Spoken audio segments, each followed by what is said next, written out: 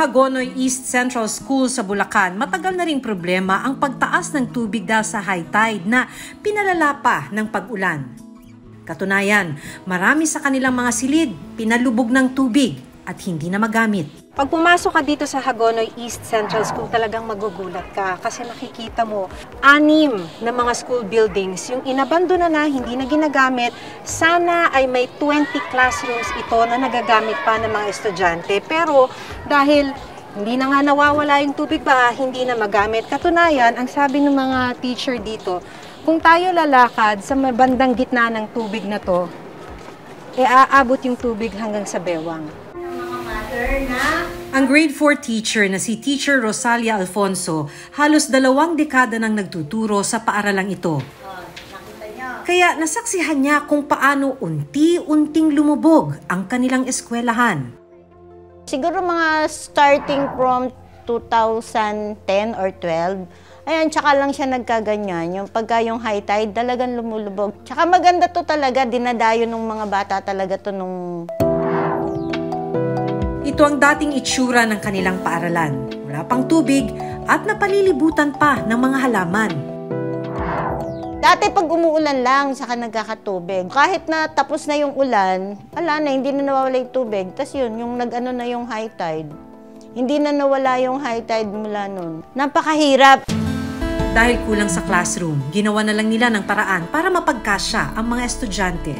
Grade 1, grade 2, grade 3 ay nag-AM yung kalahati, papalitan uli ng kalahati sa hapon. Nag-shifting na po kayo kasi kung di kayo mag-shifting, kakasakit po mga bata.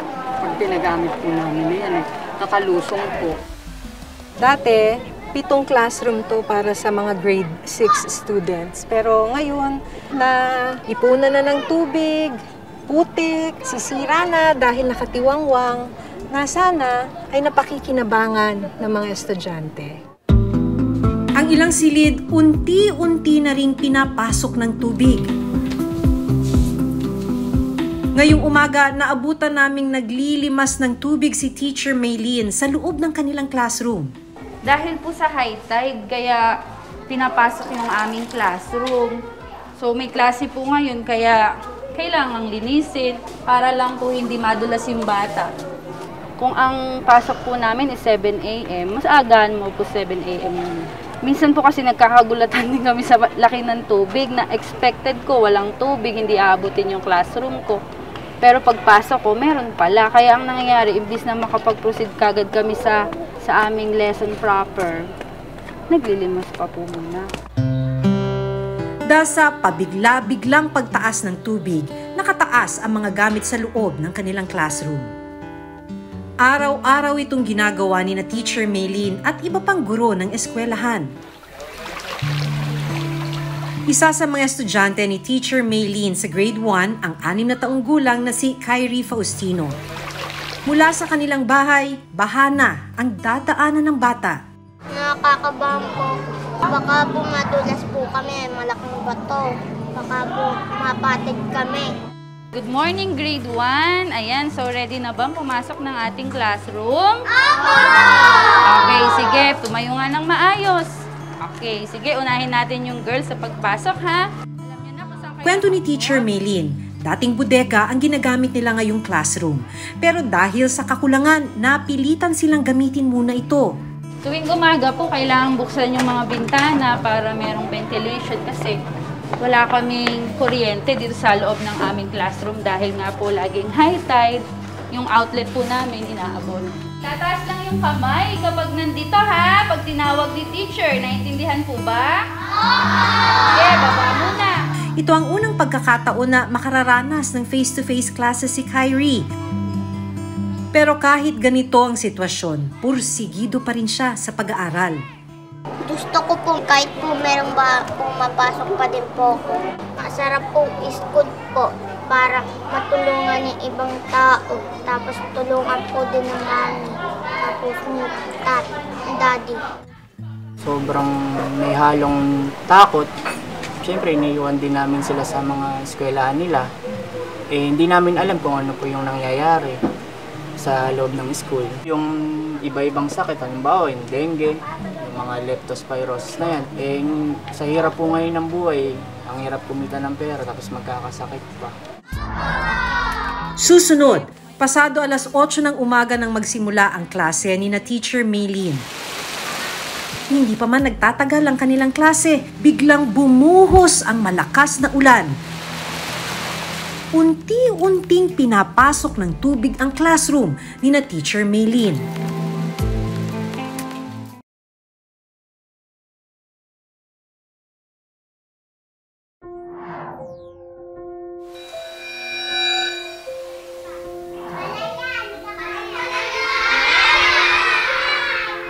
Pasado alas 8 ng umaga nang magsimula ang klase ni na Teacher Maylene. Hindi pa man nagtatagal ang kanilang klase, biglang bumuhos ang malakas na ulan. Unti-unting pinapasok ng tubig ang classroom ni na Teacher Maylene. Kasi halos lahat naman po na nang ginagamit natin dito na classroom ay naka-elevate. Kumbaga meron po talagang classroom na naiwanan na. So inaabot yung mga bata habang naglaklase? Opo, ganun po ang senaryo. Kaya naman ganun na lang ang pag-aalala ni Teacher Maylene at ng iba pang guro ng paaralan. Hindi mo maaasahan yung aksidente, baka mamaya, syempre mga bata yung mga yan na hindi mo maano, natatakbo sila.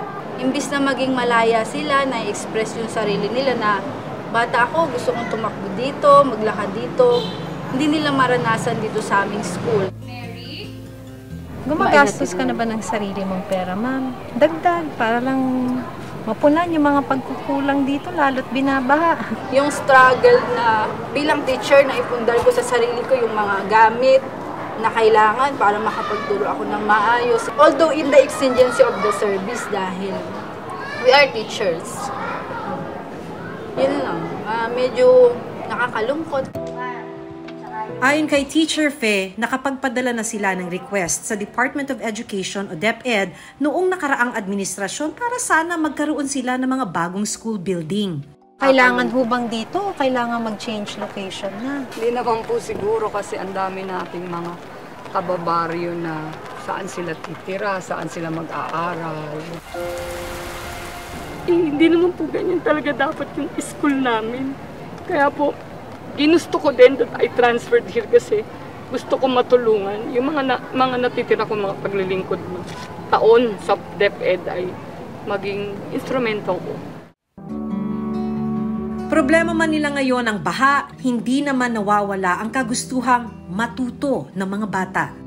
Kahit na baha, excited pa rin? Opo! Bakit? Madami na po ulit kami matutunan.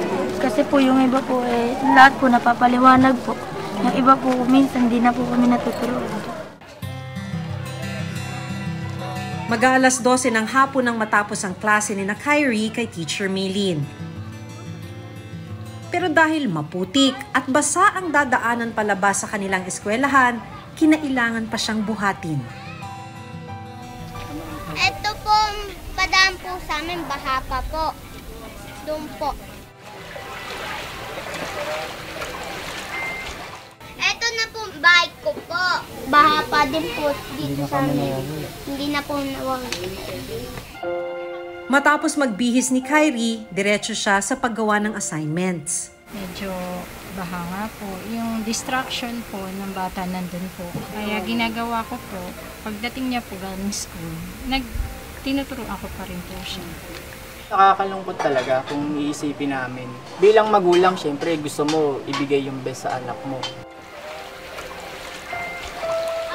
Maayos yung kanilang dadaanan, maayos yung kanilang papasukan sa kanilang room, nagagawa ng gobyerno na talaga para sa school. Yung wala akong kaba na anong mangyari sa aming anak. Sa datos ng Department of Education, nasa mahigit 24,000 ang bilang ng mga eskwelahan na bumalik na sa face-to-face classes, habang mahigit 29,000 ang nasa blended learning. Sa muling pagbabalik ng face-to-face classes matapos ang 2 taon ng distance learning, gaano ba kahanda ang gobyerno? Ginagawa po natin is we are coordinating with those LGUs, specifically yung mga prone sa baha at high tides, na kung pwede pong maisama po sa kanilang flood control ng ating mga paaralan. Ibang solusyon dyan would be relocation of our schools, which will entail talaga a lot of budget and of course land. Hindi alintana ng mga guro at estudyante ang aming nakilala ang problemang hinaharap nila. Pero hiling nila, tulungan silang makaahon para sa mas maayos at ligtas na pag-aaral. Kung ikay may gustong hilingin sa pamahalaan natin, ano yun? Yung mapaayos po yung school namin para hindi na po siya mabaha. Ganun po, tapos hindi na po kami mahirapan. Hanggang kailan ho kakayanin po? Yung mga teachers natin, they are so passionate in teaching, they're committed and dedicated in spite of this flood. Kaya pag may pumunta po dito, sabi ko, sana matulungan kami. Paano ba maiaangat yung kalidad ng edukasyon sa Hagonoy kung ganito kami? Our battle cry is the quality of education in DepEd, and yet we have a situation like this.